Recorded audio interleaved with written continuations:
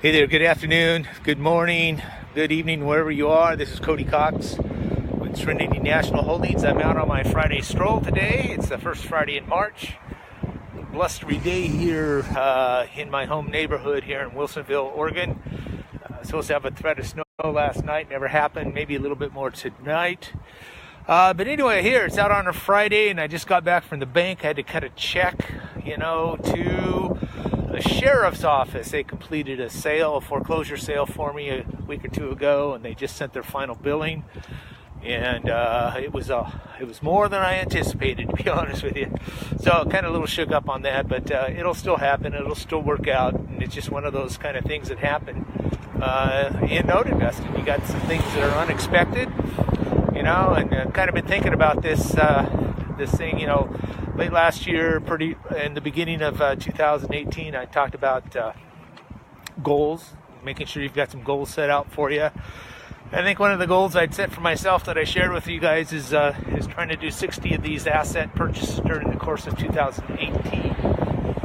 And so when you break it down on a monthly basis, that means about 5 a month. And so in January, I was able to do 4. In February, I only did 1. So, if you look at that, I'm about 5 behind already. And I'm looking at 7 or 8 here right now in March. And again, it's only the 2nd.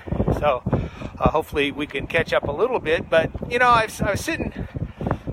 was talking to one of my joint venture investors earlier this week. And, I got some really good joint venture investors out there who pretty seasoned guy, got some pretty good ideas on things. I wonder what kind of jet that is.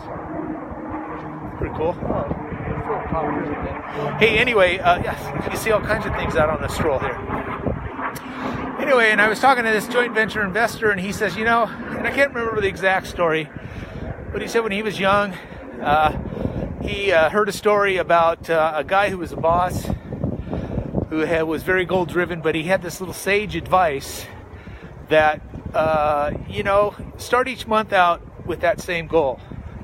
And so really what he was telling me is, you've only done 5 for the year. Don't think of yourself as being 5 behind. But as I'm starting March here, just try and get 5 again for March.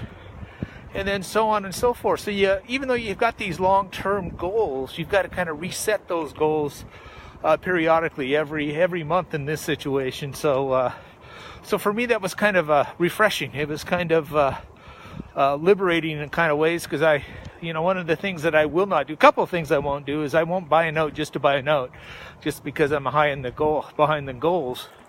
I've got these joint venture investors out there who are funding these transactions for me, and we're putting things together. I'm doing all the work, but I'm not just going to buy something just to buy something.